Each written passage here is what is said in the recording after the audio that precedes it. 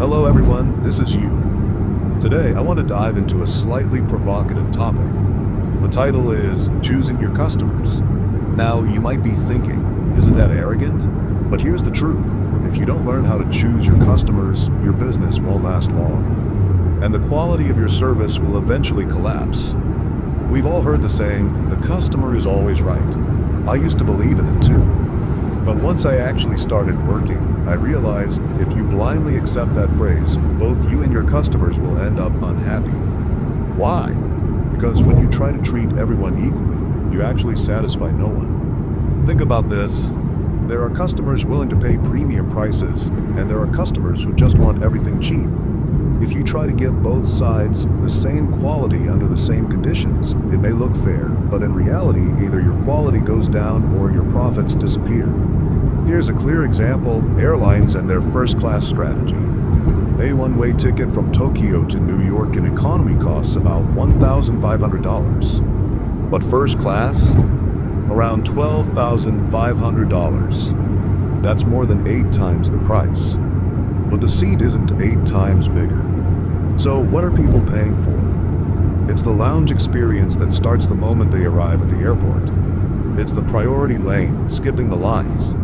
It's being called by name on board and enjoying meals crafted by real chefs.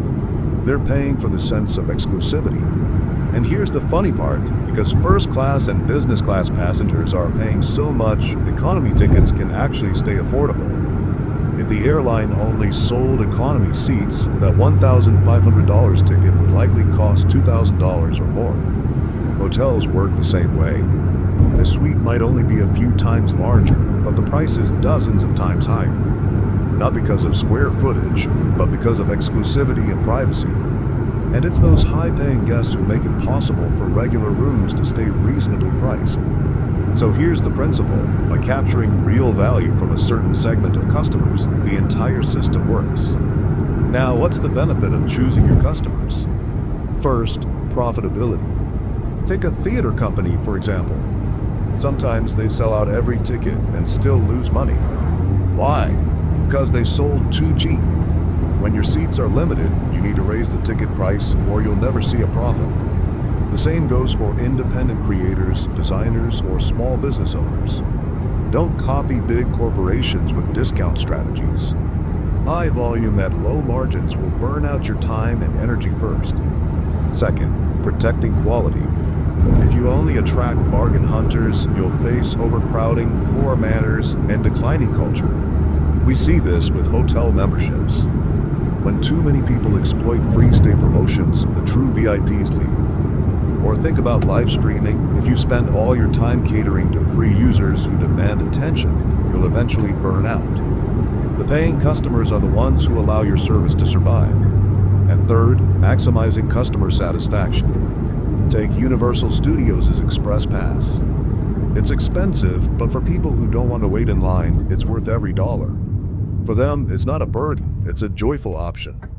Meanwhile, the people who complain it's too expensive wouldn't buy it anyway. If you lower the price to please them, all you do is destroy the value of the service. But let me be clear, choosing your customers is not about judging people's worth. It's about different values. VIPs don't care about a few extra dollars, they care about the front row seat, the unique experience. From a time value perspective, it's actually more rational. So what matters is being clear about who your service is for and what kind of value you deliver. No matter how passionate you are, if there's no market that values it, you can't make a living. And don't get distracted by critics or dream killers. Once you commit, it's your job to make your path the right one.